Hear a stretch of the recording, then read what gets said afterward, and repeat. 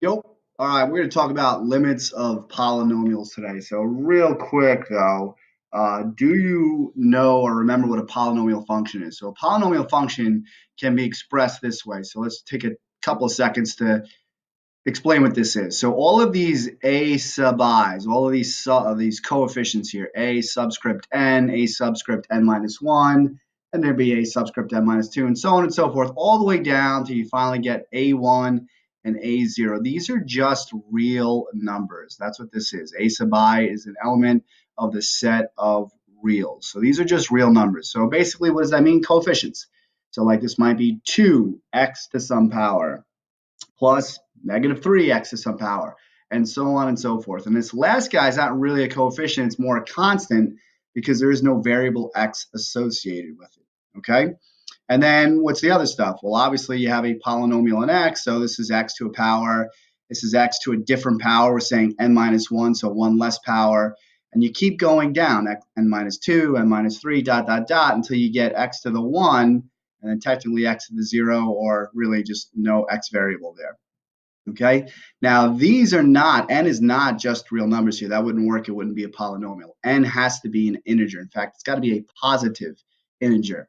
So a positive whole number like x squared, x cubed, x to the fifth. So that's how we express that. N is an element of the set of positive integers. So that's what that means. It's a little superscript plus for positive, and z is the symbol for integers. So positive integers. And not that, maybe we need to do this in a calc class, but just to give you a couple of examples.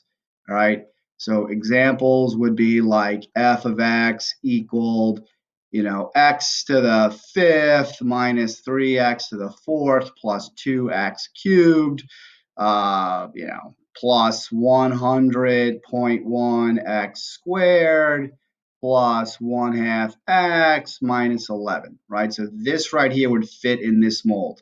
There are coefficients, right? So your a sub i's, here it's 1, here it's negative 3, 2, negative 1,000.1 half, right? Your a sub 0 here is minus 11. And then you have these, x's raised to positive whole numbers. Now, I put one in for all of them. You're like, well, polynomials don't just go downhill like that, right? Sometimes they're missing terms, and that would be okay. So, for example, if I had f of x and it was, 3x cubed minus 1, right? And there's no x term. Well, technically, it still fits this mold because the coefficient on the x term you can think of as being 0. All right, so those would be examples of polynomials, not the greatest examples, but there's two. If I wanted to give you some non-examples, just maybe to drive home the fact, right, kind of a little bit of room here. If I had f of x equals 3x to the 1/2, pull minus x plus 1, that is not a polynomial, right? And hopefully you can pause the video and find out why, or state why, and hopefully you're saying that it's not, because right there, that exponent is not an integer. So that would not be considered a polynomial. All right, I could have f of x equals x squared plus 1 over 2x. Okay, that is also not a polynomial. In fact, that's a polynomial divided by a polynomial, which has a whole other name. Those are called rational functions. All right, but if I was to simplify this, I would not be able to express it in this form. In fact, I'd have an x raised to a negative power, which I could give that as a non-example as well. So hopefully you get the idea. I'm not going too much into this whole thing, but this is a polynomial. So, why are we talking about this now? Well, we want to take the limit of this, right? So how would I take the limit of this? So in other words, I want to do the limit of f of x as x goes to some value c. Well, I'm taking the limit of a polynomial, so all right, I can write that's going to be the limit. We'll just kind of go back to the form here, right? A general polynomial can be written as an x to the n plus a n minus 1 x to the n minus 1 plus dot, dot, dot, all the way down. That's supposed to be an a1 x, and then plus a0, right? So I'm taking the limit of that. So now use the properties that you just learned about, right? You have the limit of a sum. And what do you know about the limit of a sum? Well, the limit of a sum, hopefully you know, is the sum of the limits. So I can write this as the limit of the first term, a x to the n, as x goes to c. My computer's freaking out a little bit here, all right? Plus the limit as x goes to c of a n minus 1 x to the n minus 1 plus dot, dot, dot, all the way down to the limit as x goes to c of a1x plus the limit of a0, again, as x goes to c. All right, just bear with me with my notation here. It's pretty terrible today. Okay, so that's just using the limit of the sum as the sum of limits. That's the sum rule there. So if you look at the notes I gave you, it says sum rule. So now what can you do? Well, you also learned about when you have coefficients or constants. This is a constant times a function, right? That's a constant times a function. That's a constant times a function. That's a constant times a function. So we learned that you can move constants through limit symbols, right?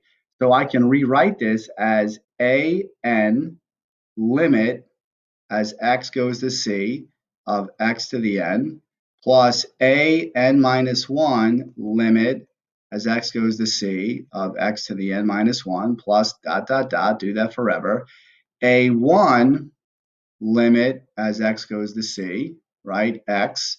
And then this I'm just going to leave. There's no x here, so I don't need this. You don't really pull it, just the constant out, right? We actually learned what to do with that. So we end up getting this, okay? All right, so now this guy we'll talk about. This is just the limit of a constant, right? This is the limit of a0, okay? And the limit of a constant is the constant itself. So this right here is simply going to be a0. That's all it is. All right, well, what do I do about these guys? Well, now there's another rule that we can use here that we learned about, which is when you have the limit of a power, right? If I have the limit of a function raised to a power, we went over that you could just take the limit of the function, get what you get, and then raise that whole thing to the power, right? So limit of power is the power of the limit. So I can rewrite this as an, and then just do the limit of the inside function, limit of x, as x goes to c, raised to the n, plus a n minus 1, limit as x goes to c. All right, again, I'm just doing limit of x, and then all of this raised to the n minus 1 plus dot, dot, dot, and then this one's already set to go. There's no power there. All right, so the limit of x as x goes to c, and that's just using the power rule. So now what do you do? Well, now think about it. In parentheses here, you have all the same thing. You have the limit of x as x goes to c, right? That was one of those limit fundamentals, okay? That was the limit of the identity function. Limit of x goes to c, that is just c. So you're going to get, and I'm going to actually do this, all right, and then extend. You're going to get, let's see, so on the left side we had before limit of f of x as x goes to c, and now when we do this, you're going to get an, right, plug c in, c to the n, plus a n minus 1, plug c in, c to the n minus 1, plus dot, dot, dot, limit of the identity function, and limit of x goes to c, it's just c. I'm saying plug c in, right? We talked about that. You get c. So that's going to be a1, c, and then plus a0. So now think about what you have here, right? So if you go back to the actual polynomial function, right, at the end of the day, we said if we do the limit of this, we do all of this stuff, this is the polynomial function. Take a look at it. And now take a look at what you got for an answer, right? What did you really do? You basically just plugged the value c in wherever you saw an x. So instead of anx to the n, it's anc to the n, and so on and so forth. So think about it. If I was to come back up here and just chuck in a c, just replace or substitute out the x for the c, put a c in wherever I see an x, I would get the answer. And we just kind of derived it using our known limit properties that's what you get. So this is an example of direct substitution. So we have been talking about that a limit doesn't necessarily have anything to do with a functional value, right? That's a real important concept, but it actually turns out that with polynomials, the functional value and the limit are going to be the same. And so to do the limit of f of x as x goes to c, in a polynomial situation, it's actually just f of c. And this is a fancy way of saying just plug c into the function f. Again, now this is only true in this case for polynomials, or maybe more generally functions that are continuous, that are not broken, that don't have holes, that don't have jumps, but there'll be more to that as we go. Why are we starting with this direct substitution type of stuff? Well, because that's actually going to be the first thing that you always try and limit. So we talked about how we can do limits graphically. We talked about how we can do limits numerically with tables and the disadvantages of that. When you're doing a limit problem, you're going to have this little algorithm of steps to perform. And the thing that you always perform first is direct substitution. You're going to directly substitute. And if you get an answer, if you get a value, right, like 7 or 6, then odds are it's probably right and you're on the right track. If you don't get a number like 7 or 6, and we'll talk about what you don't get and things you could possibly get in a second, then you're going to have to try something else. Okay? All right, so moral of the story, direct substitution for polynomials and limits is the way to go. Talk soon.